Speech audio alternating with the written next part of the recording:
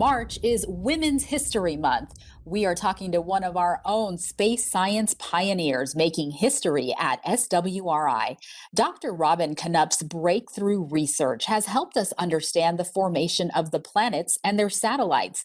We're talking to her about her historic findings and her discoveries shaping the future next on this episode of Technology Today. We live with technology, science, engineering, and the results of innovative research every day. Now, let's understand it better. You're listening to the Technology Today podcast, presented by Southwest Research Institute. Transcripts and photos for this episode and all episodes are available at podcast.swri.org.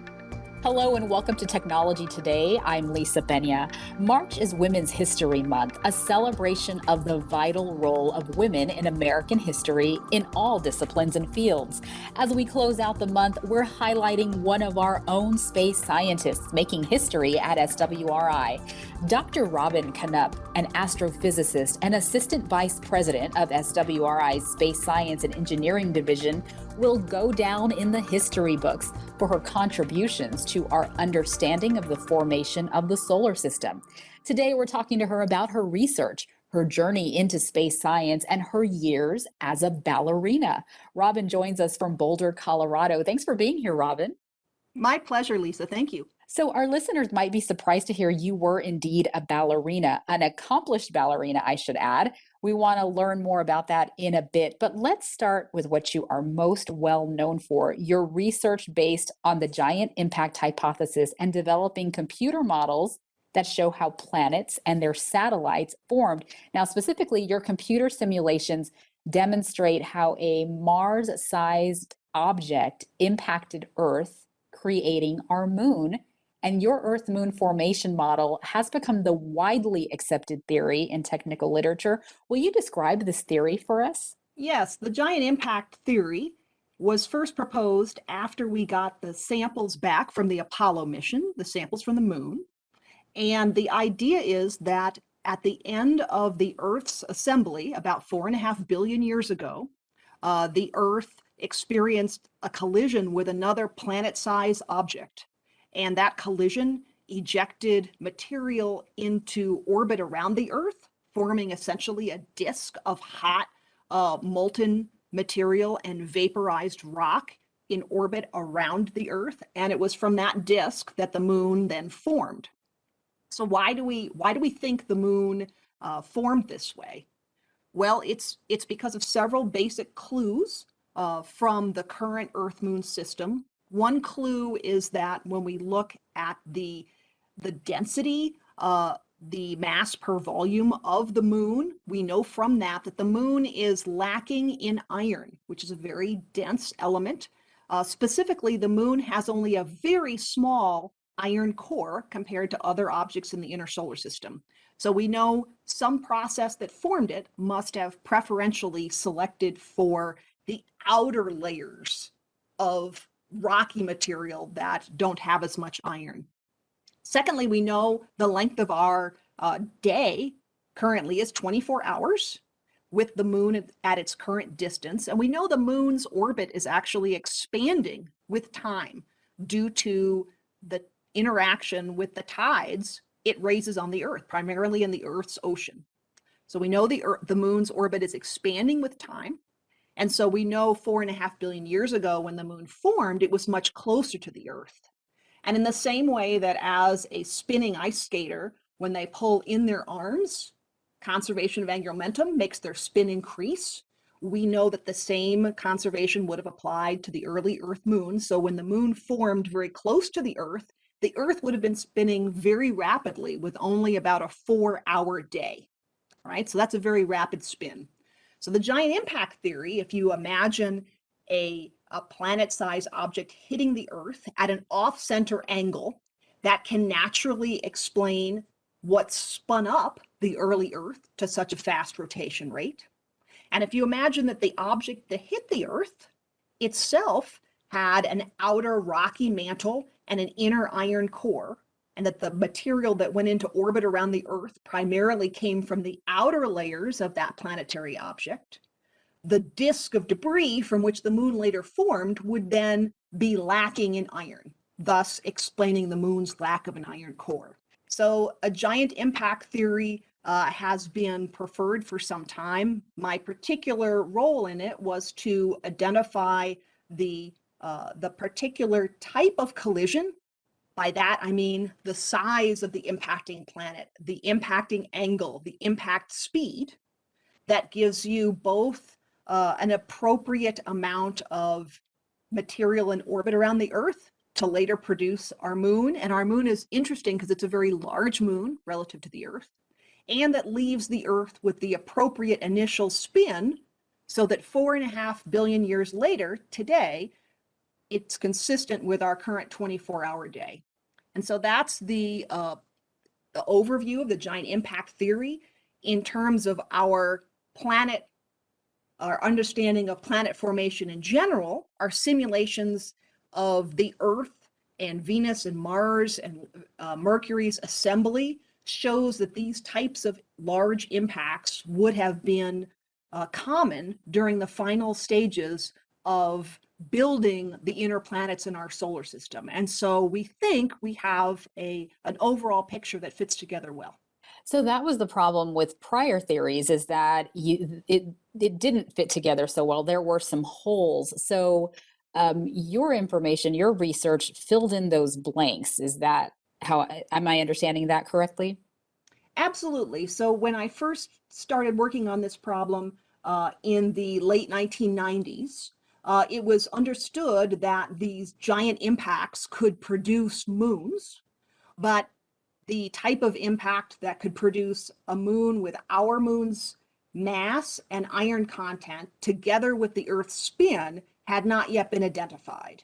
And so it was in a 2001 paper that I identified that type of collision with, as you mentioned before, numerical simulations of what happens when two planets collide, which is obviously not something you can simulate in a laboratory setting. We have to build models on our computer to simulate this type of event for us. And so the what's called now the canonical moon forming impact explains the length of the Earth's day and the moon's bulk composition very well. But I should mention there are still outstanding issues that we are continuing to grapple with. In particular, because we have rocks from the moon and we have, of course, we have rocks from the Earth as well, we can compare their compositions in great detail. And in particular, the lunar rocks and the upper rocks from the Earth are extremely similar in terms of their composition, other than the issue of the moon not having an iron core. If you just look at the upper rocks from the moon and compare them with the upper rocks from the Earth, they look almost identical. So identical, in fact, that it almost looks like the moon came from material from the Earth itself. And yet, in general, the giant impact models tend to produce the moon from material that came from the planet that hit the Earth predominantly, rather than from the Earth. So that's a big current issue in moon formation theories right now. And there are several different theories that we're working on to try to explain that. So while we think we have the right general context for how our Earth-Moon system formed, there are still outstanding questions to be answered. All right. So this is ongoing research. How did you arrive at this theory, and when did you know you had hit on something new? It was a particular day, and I was in my office at the Institute, and I was working with data of moon forming impact simulations that had been performed by Al Cameron, who was a very senior person in the field that I worked with. And I had developed a relationship on how the mass ejected from one of these giant impacts, how it related to the spin of the planet and the mass of the disk. And I was preparing for a seminar at another university, and using that relation, I calculated that this Mars-sized impactor at a certain angle, at about 45 degrees, seemed like it would be the optimal impact to give us everything we were looking for at the same time. And so I did a simulation, and the first one was successful, and I was absolutely stunned. And then I did a series of about 50 such simulations, and within, I would say, a month, we had the paper submitted. So it was an extremely exciting day. Yeah, that is exciting. Your years of research come down to this one pivotal day, and you arrive at this theory that now so many people look to for information. And as we said, it's become the widely accepted theory in technical literature.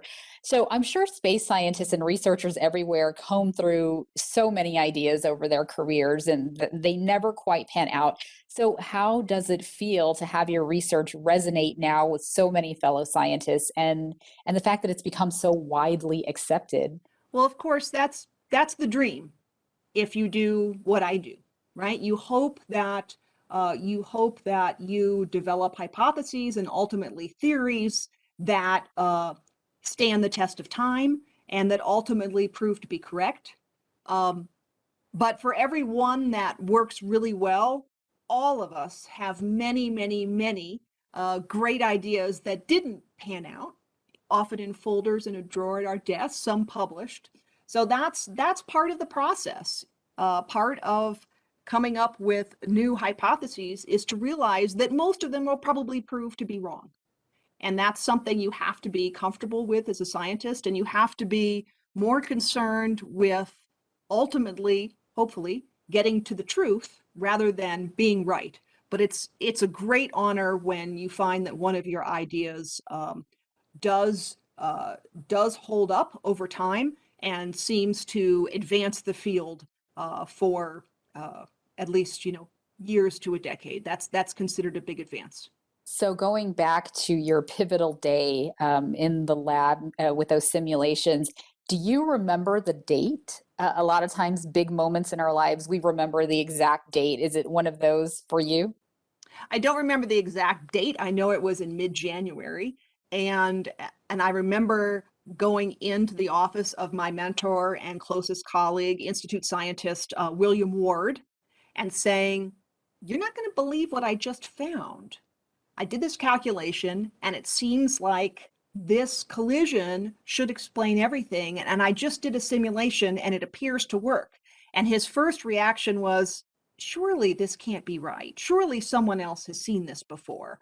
You better go and do some more simulations." So that's what I remember. Yeah, great. So, yeah, I can imagine you're not going to believe what I have found, and it has, panned out to be a great discovery at this point. So, I wanted to move on to another part of your work. For the past 2 years, you have co-chaired the Decadal survey in planetary science and astrobiology. Will you tell us more about this initiative and your role? Absolutely. So every 10 years, NASA, for each of its science divisions, conducts or sponsors the National Academies of Sciences to conduct what we call a decadal survey. And what this is it is a community-led effort organized by the National Academies of Sciences, which is independent from the government itself. And that committee comes together, and typically over the course of 1 to 2 years, that committee identifies the most important scientific questions for, in this case, NASA's planetary science and astrobiology and the National Science Foundation's planetary science efforts as well. We identify the most important research questions for the upcoming 10 years, and we also make recommendations for specific projects and space missions that would optimally advance science over the next 10 years. It's essentially the way for the community to tell NASA and National and NSF, here is what you should do to optimize the advancement of planetary science and astrobiology in the next 10 years. And it provides the scientific prioritization for those government-led activities by NASA and NSF. I mean, what a huge responsibility. You're obviously the right person for the job. How do you determine what NASA should be looking at over the next decade? Oh, and also thank you for correcting my pronunciation. It's decadal, It's decatal, it's decadal. decadal. Okay, Decadal. decadal. Yep. So a lot of times I'm learning right along with our listeners here. So decadal. So with this decadal survey, like I said, huge responsibility. How do you determine what stands out the most for NASA to look at? We started by putting together the decadal committee itself. This is a group of approximately 100 people that cover all of the areas in planetary science and astrobiology and different technical approaches, different backgrounds. So we first constitute an extremely diverse and broadly representative decadal committee of about 100 people. In our case, we then divided that group up into a leadership steering group of about 20 people, and then 6 panels that were focused on topics like the giant planet systems, or Venus, or Mars, or small bodies in the solar system. And then each of these panels had approximately 20 members as well. So through meetings of each of these panels, first you identify scientific priorities, and then you consider different approaches for answering the most important open science questions. Are those theoretical models? Are those telescopic observations? Or are those related to new measurements that we need to have taken by spacecraft or perhaps by sample return? Yeah. So you first you decide on what the most important scientific questions are, then you evaluate how best to answer those scientific questions. And if you are considering potential space missions, it's part of the process that you also have those missions studied by an independent agency to evaluate their technical readiness and their approximate budgetary cost so that you can fit them into a realistic budgetary profile for NASA in the next decade. And then ultimately, when you have, which always occurs, more great activities than can likely be supported, the final step is then to prioritize among those to end up with a recommended portfolio of activities for the next 10 years. All right. And when does the big list come out? The big list comes out within the next 3 to 4 weeks, actually. Oh, okay. So we're close. Yes. So not quite ready to share information with our listeners yet, but something to look out for. Correct. All right. So, you're a big player right now in the space scientist. Your career spans 25 plus years.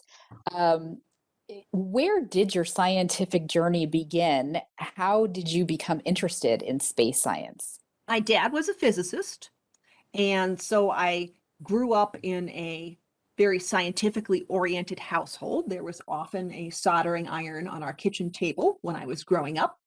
I always like to point out, and I didn't think that was strange at the time. And I have to say that I always had a love of astronomy and the solar system, even in elementary school. But it was really when I was in middle school that there was a combination of events that really captured my attention. One were the Voyager 1 and Voyager 2 flybys of Jupiter and Saturn, and the images that we saw for the first time of both the planets themselves, and in the case of Saturn, the ring system and the moons of Jupiter were just awe-inspiring to me. And at the same time that was coming out, I was also watching the original Cosmos series on TV, and I was extremely inspired by Carl Sagan and his presentations in that series. And I didn't know at the time that I would end up working in this field as a career, but I had, those were the events that really started my love of solar system science. So the seed was really planted there when you were a child, and it's just really blossomed since then. Absolutely. And it's been such a privilege to be able to ultimately work for my career in something that I loved so much, even as a child. What are you currently working on? What is your research focus at the moment? So I have several projects. In addition to my work on the origin of the moon, which is still ongoing, I'm also working on the origin of the systems of moons that we see around the outer giant planets in our solar system. And in particular, I'm working on models for the origin of the moons of Uranus.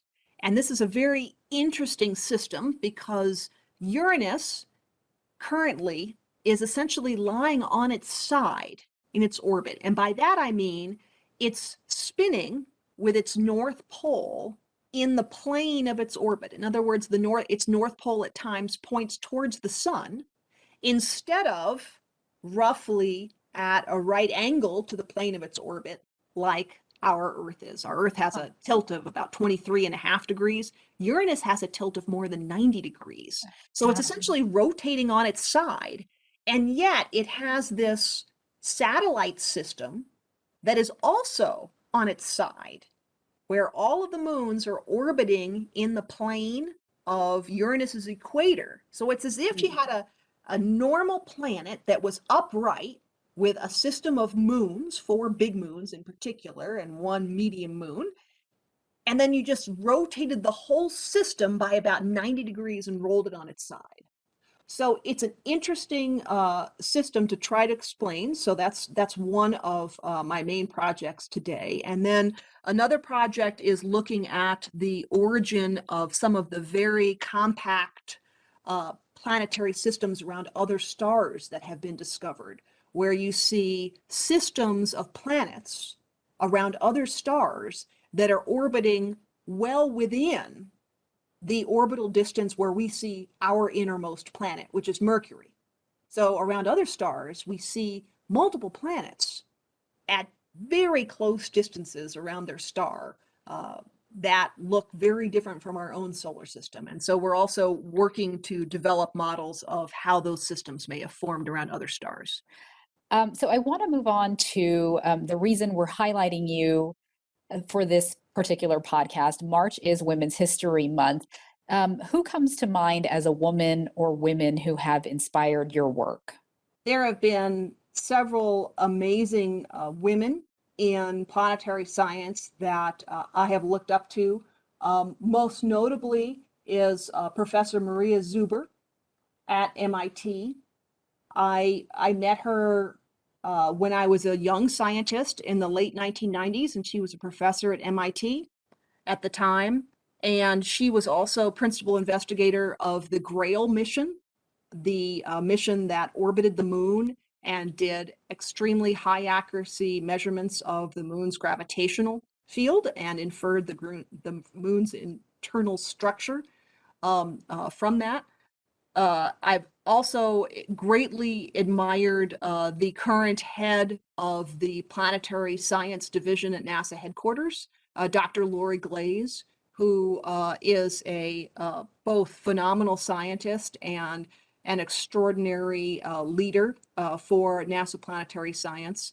So in my generation, I was very fortunate to have these amazing women role models. And increasingly now we are seeing women take on leadership roles across our field. And these are really the highest leadership levels in our field now. And in addition to that, when we look at the incoming graduate students and people that are just entering the field of planetary science and astrobiology, they are increasingly diverse and increasingly female rich in terms of the numbers of young people. And so that's been absolutely wonderful to see. And a very inspiring evolution in the demographics of our field. And I think that many other physical sciences are seeing a similar positive a shift in the diversity of people that are uh, undertaking the scientific career paths now. Mhm. So Maria Zuber and Lori Glaze, and now young women today can add Robin Canup to the list. So it's wonderful that there are, as you said, so many women to look up to in the planetary sciences. Now, we talked a little bit about this at the top, but I wanted to go into it a little bit more now. So while you have an extensive background in science, what our listeners might not expect is that you are an accomplished ballerina. You were prima ballerina for the Boulder Ballet. Would you tell us about your time as a dancer? Yes. So I started dancing at age 6, and I took to it immediately. And I had extremely supportive parents who brought me to dance and ultimately ballet lessons throughout my whole childhood. I grew up about an hour and a half north of Manhattan in New York, and would often study not only locally in my hometown of Poughkeepsie, but also in New York City. I really wanted to be a ballet dancer professionally when I was a young teenager. Ultimately, when I was in my late teens, I decided that I wanted to go to college instead. So I went to college, and for a few years, I didn't do ballet. But then when I came to Boulder, Colorado, which is where I did my PhD work, and I came to graduate school, I started dancing again. And that's when I joined the Boulder Ballet. And for the next 10 years or so, I danced with them and I was the lead dancer. Boulder Ballet at the time was a semi professional company. So we would do 2 large performances in the local theater with the Boulder Philharmonic Orchestra per year, Nutcracker in the uh, holiday season, of course, and then in the spring, another full length classical ballet like Giselle or Firebird or Coppelia or Romeo and Juliet.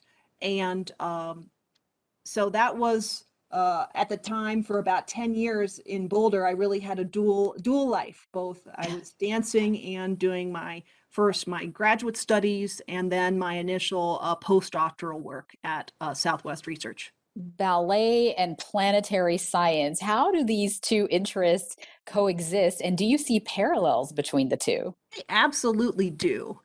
They sound like they're completely different things, and yet uh, they're both very structured pursuits. In ballet, of course, you have the classical technique. In science, the analogy I would say to the classical technique are the laws of physics and the mathematics. So both of them are very structured and very technical, and they require you to be willing to uh, work in a structured way to whatever extent you can to master those underlying techniques. In both cases, doing or mastering the technique enough is not actually sufficient to making a creative contribution. In both cases, you have to work to master the technique, but you also have to transcend that in a way. You have to use that technique to do something or answer a question or approach something in a way that's different than has been done before. And so, on top of this relatively rigid technique, you have to be able to creatively push the boundaries and express yourself. And to me, it's this combination of the rigorous structure with the creative. It's often referred to as artistry in the ballet world, but I think that word really applies to creative scientific work as well, with that overlying element of creative thinking, artistry, and those two things working in concert. That to me was the common uh, element that I experience in doing both of these things. Yeah, so I love that. It's not just about the technique, it's about really mastering it, pushing yourself creatively. And in both cases, you're thinking outside the box and you're going above and beyond. So that's just really amazing to have you've done both at the same time, and just the parallels between the two. Yeah, so as you explain that, it's really obvious. So do you feel like your work as a ballerina, there times that pushed you further in your space science endeavors? Absolutely. In fact, I would say that a lot of my training in ballet, both as a child and then in my 20s, uh, it really taught me both how to learn, how to constantly work to improve yourself, and how to not give up, how to persist even when things seem like they're perhaps too challenging for you. And so for me, I would say a lot of my internal approaches to learning and improving came from ballet, and I still use those in my scientific work. With our theme this month of Women's History Month, do you have advice for girls or young women interested in space science? First of all, I would absolutely encourage them to pursue the things that are of interest to them. Even if it might not be clear to you as a child or as a young adult how exactly you'll make a career out of something, if you are very interested in something and if you devote yourself to doing that well, it's amazing how successful you can be in a way that you won't necessarily be able to anticipate when you're young, or at least I could not have. So first, I would encourage them to pursue things of interest, to work very hard, and to not be afraid of taking courses and trying things that are really difficult. In fact, the older I've gotten, the more I view doing really challenging things as the best things for us. We know that when it comes to working out physically, right? We know that lifting more weights makes you stronger. But the same thing is true mentally. The more you challenge yourself, the more you do things that are really difficult, the better and more capable you will become. And I think sometimes, perhaps even particularly for girls, we're reticent about doing things where we think we might fail or we think we might not be the best. But actually, I think it's often the opposite. The more that we do things that are really challenging for us, surrounding ourselves with people that are better than us and that we can learn from, that's the situation that's actually best for developing us. So I would also encourage young women, not just with an interest in space science, but an interest in anything. Do not back away from pushing yourself. Do things that are hard. Do things that are difficult. And don't be afraid to fail or to not be the best one in the room at the moment, because that's the path that will help you optimize your own potential throughout your career. Thank you for sharing that. That's wonderful. What would you like your legacy in the space science field to be? I hope that some portion of the theories and the models that I've developed for how planets and their moons form, even if they don't ultimately turn out to be correct, I hope some of them will be, obviously, but even if they don't ultimately turn out to be correct, I hope that they've played a substantial part in advancing thinking. Because in science, because so many of our theories turn out not to be correct, it's not only the few theories that turn out to be very long-lived and that we think are correct that matter. It's also the theories that advance thinking in general. So I hope that my work on in particular planets and the origin of their rings and moons has a positive impact on thinking when people look back on it. And then I hope that the decadal survey that I was co-chair of this past 2 years, I hope that will be a lasting legacy for the next decade, and that it will help support and direct an extremely another extremely successful decade of planetary exploration going forward.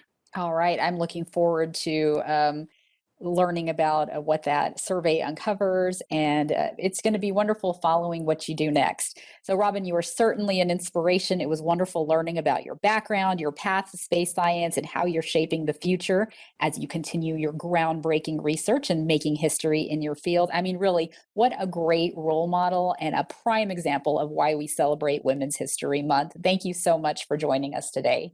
Thank you, Lisa, and best wishes to everyone out there. And thank you to our listeners for learning along with us today. You can hear all of our Technology Today episodes and see photos and complete transcripts at podcast.swri.org. Remember to share our podcast and subscribe on your favorite podcast platform. Want to see what else we're up to? Connect with Southwest Research Institute on Facebook, Instagram, Twitter, LinkedIn, and YouTube. Check out the Technology Today magazine at technologytoday.swri.org. And now is a great time to become an SWRI problem solver. Visit our career page at swri.jobs. Ian McKinney and Brian Ortiz are the podcast audio engineers and editors. I am producer and host Lisa Pena. Thanks for listening.